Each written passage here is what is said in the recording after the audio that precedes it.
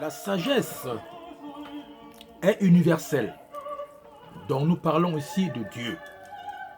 Et il y a une manière, ou alors chaque peuple a, selon son origine, ses gènes, l'adore, l'admire, se comporte, la comprend, la vit, selon ses us et coutumes qui s'y accordent.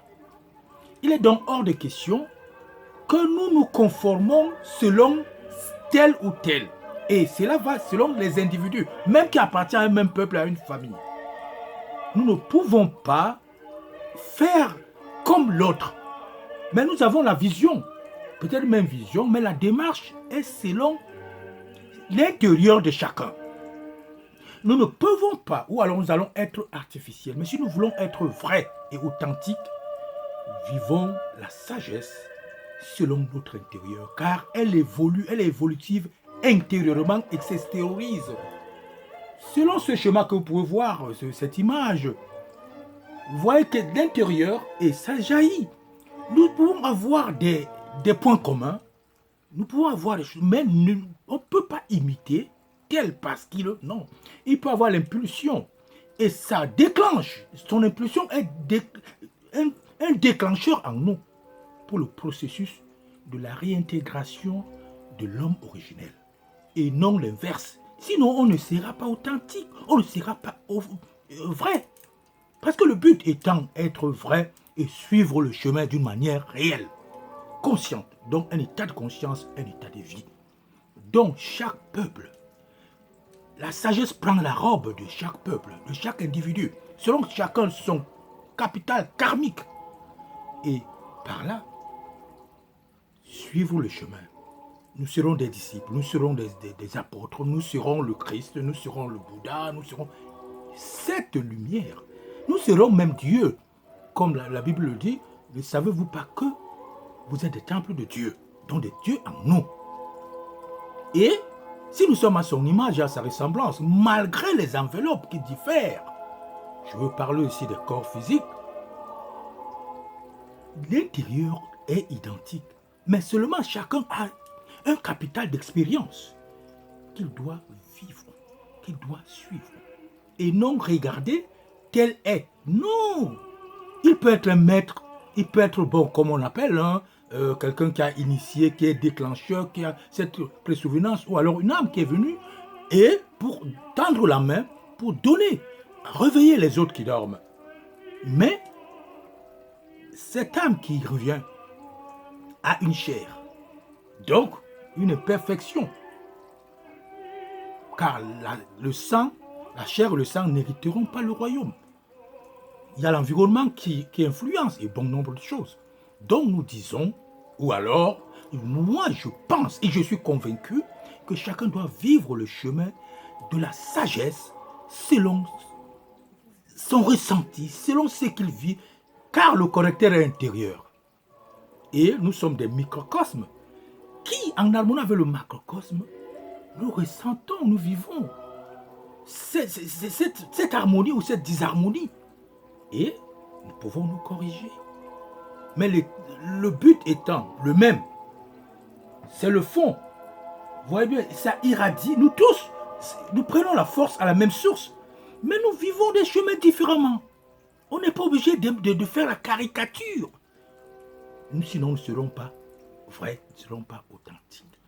Vivons sans dérapage, bien sûr, parce que ça, parfois, ça donne des dérapages, ça donne... Mais, je dis, quand on est vrai ou authentique, la lumière nous corrige, car elle est en chacun de nous et autour de chacun de nous. Le plan et la volonté de Dieu sont en chacun de nous, et la grâce est pour tous.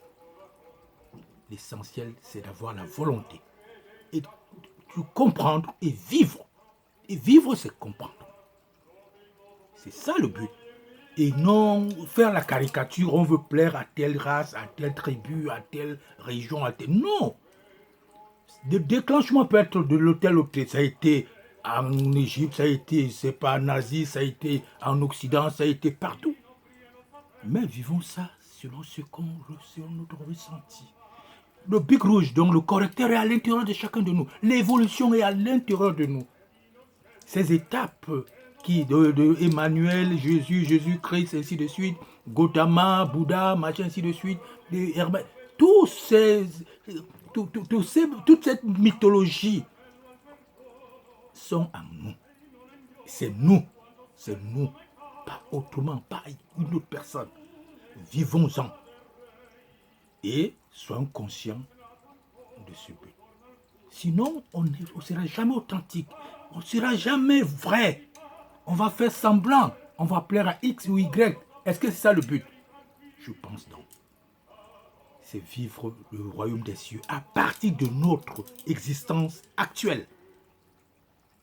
Sinon, ça sera une tromperie, ça sera de l'arnaque. Et si on meurt, on vous dit c'est après le royaume, c'est après la mort. Quand vous allez mourir, le corps physique n'est plus, il est en décrépitude. Comment ferez-vous avoir vu le contraire là-bas? Vous rentrerez comment? C'est fini. Donc, le but pour moi, selon ma conviction, selon ce que je vis, jusqu'à l'heure où je vous parle, c'est de s'écouter soi-même, de vivre, d'être en harmonie, d'essayer de comprendre, même dans la souffrance, même dans les erreurs. N'ayons pas peur de faire les erreurs. On peut les faire, mais on ne prémédite pas. Quand on les fait, ça nous donne l'expérience. C'est ça l'école de Dieu, c'est ça l'université de Dieu. C'est en faisant des erreurs. Il faut oser, il faut avoir l'audace, mais avec la volonté d'atteindre le but sublime. Le reste, c'est du blabla, c'est de la caricature. On nécessite. N'attendez pas que les gens vous donnent des galons, non. Vivez ça à l'intérieur, que ça soit cette joie, ce bonheur, et que vous rayonnez comme le soleil. Sur ce, je vous dis un bon week-end. Et courage à tous ceux qui ont la volonté de suivre la lumière, de faire naître la lumière en eux, et qu'elle jaillisse, éclaire le monde de l'humanité. Pour ceux qui n'ont pas encore compris, chaque chose a son temps. Le moment viendra. Écoutez, rien n'est vain. Toute expérience dans la vie. Merci et à la prochaine occasion.